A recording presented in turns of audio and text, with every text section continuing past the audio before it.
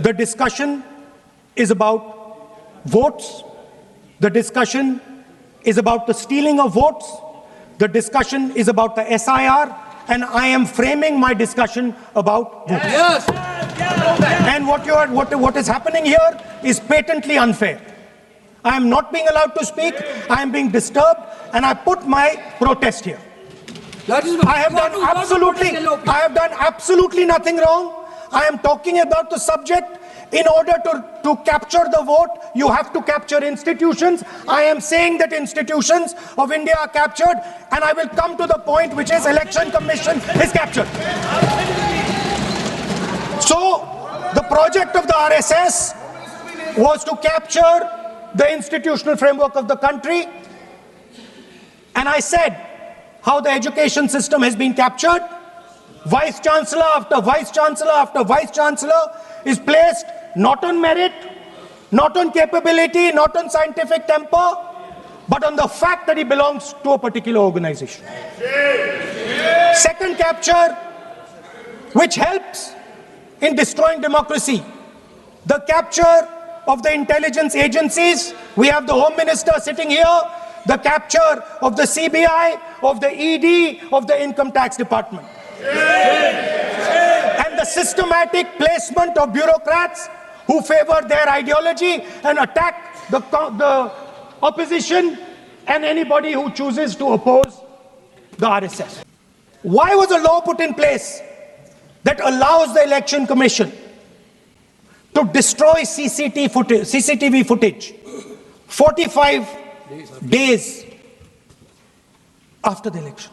What is the need? The answer given is it is a question of data. It is not a question of data. It is a question of stealing the election. Yes. Now, what is the result of this institutional capture? What is the result of controlling the Chief Election Commissioner and the Election Commission? First of all, we have a set of election campaigns that are tailored for the Prime Minister. 3-month, 4-month, 5-month long campaigns are taking place so that the Prime Minister's schedule can be fitted in to the program. Second, we have a Brazilian woman who appears 22 times on the voter list of Haryana. Please. No. 22 times this lady appears. एक minute please एक minute. आप नेता प्रतिपक्ष है, मैं इस तरीके से सदन की कार्रवाई नहीं चलने दूंगा। अध्यक्ष महोदय जी, मैं आपकी बहुत धन्यवादी हूं कि आपने मुझे चुनावी सुधारों पर बोलने का मौका दिया है, खासकर इसलिए क्योंकि मैं एक नई सांसद हूं, मुझे दूसरों का नहीं पता उनका कैसा अनुभव रहा, लेकिन पिछला ये 1 साल मेरे लिए खासकर विपक्ष से रिलेटेड जो है बहुत ही ज़्यादा चिंताजनक रहा है। एक तरह से ट्रॉमेटिक मैं इसे कह सकती हूँ। हर दिन इन्होंने यहाँ पे तमाशा किया है, हमारा दिल दहल जाता था इनको देखकर। SIR ये वेल में उतर जाते थे। यहाँ पर इन लोगों ने डराना, धमकाना, धक्का मुक्की, ऐसा कोई इन्होंने किसी तरह की कोई बदतमीजी नहीं है जो एक भी दिन इन्होंने संसद भवन चलने नहीं दिया। हम जनता के प्रतिनिधि हैं, हम यहाँ पर उनकी आवाज लेकर आते हैं, हम कुछ सीखने आते हैं, हम नए सांसद हैं। इन्होंने संसद अगर पिछले 2-3 दिन को छोड़ा जाए तो साल पर शायद ही थोड़ा चलने दिया है।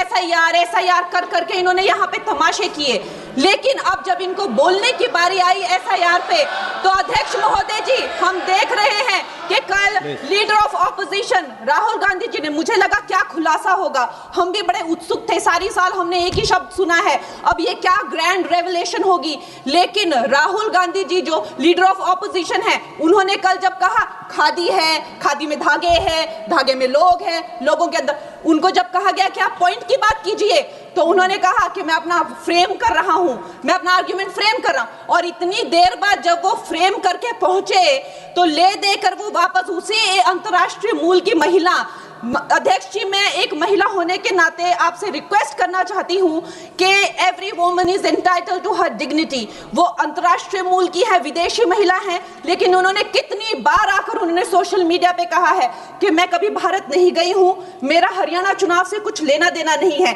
लेकिन फिर भी ये लोगों ने बिना किसी ठोस सबूत के उनका यहाँ पे फोटो बना के उन्होंने उनको उछाला, यहाँ पे उनकी तस्वीर उछाली यहाँ पर और यहाँ पर प्लेक कार्ड यूज करना भी अलाउ नहीं है। इन्होंने फिर भी नियमों का उल्लंघन किया।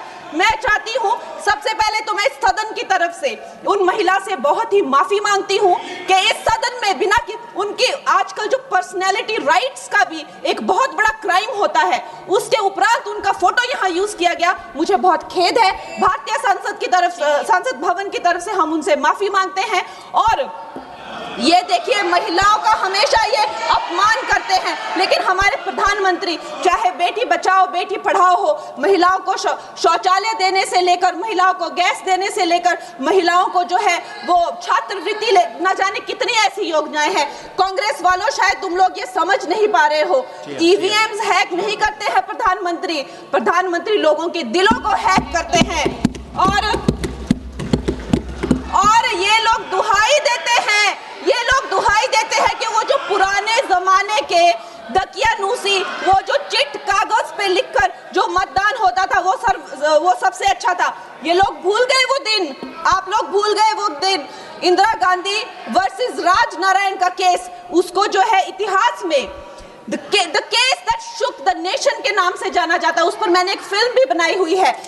वोट चोरी और वोटों की धांधली के लिए एक प्रधानमंत्री पे एक साधारण से नेता ने केस किया था और उस धांधली में वो पकड़ी गई थी। हर उनका जो आरोप है उसमें सच सिद्ध किया गया था और रातों रात उनको कुर्सी छोड़ने के लिए कहा गया था और रातों रात जो है उनको ये आदेश दिया गया था कि आगे इतने सालों तक आप कभी जो है वो चुनाव लड़ नहीं सकते। ये धांधलियां इन्होंने करी हुई हैं और ये जो है उस टाइम के बैलेट बॉक्सों को उठाकर ले जाते थे ये लोग और आज कहते हैं कि इनको ईवीएम्स जो है वो हैक हो जाते हैं। अध्यक्ष महोदय जी, मैं इनको याद दिलाना चाहती हूँ, प्रियंका गांधी जी कहती हैं कि छोड़ो पुरानी बातें, हम पुरानी बातें नहीं करेंगे, हम पुराने लोगों के बारे में नहीं बोलेंगे। तो मैं ये जानना चाहती हूँ कि आपकी जो माता जी हैं वो तो आपकी अध्यक्ष है और इस वक्त की वो अध्यक्ष है। उनकी जो है आप देखिए, जब उनकी नागरिकता नहीं थी, जब उनके पास 1983 में नागरिकता आई, उसके कितने साल पहले से वो वोट देती आ रही हैं। तो ये जो इनका जो परिवार है, एंटाइटलमेंट से जो ग्रस्त ये इनका परिवार है, ये प्रियंका गांधी जी को भी याद रखना चाहिए। चाहे आपका भूतकाल हो, चाहे आपका वर्तमान हो, आप सब लोग, चाहे ईवीएम हो या चाहे कागज पे लिखा हो, जब आप लोगों के चरित्र में जो है किसी तरह की मर्यादा नहीं है, आप लोगों ने कभी भी इस देश का, यहाँ की कानून व्यवस्था का, संविधान का कभी आप लोगों ने सम्मान नहीं किया हुआ है।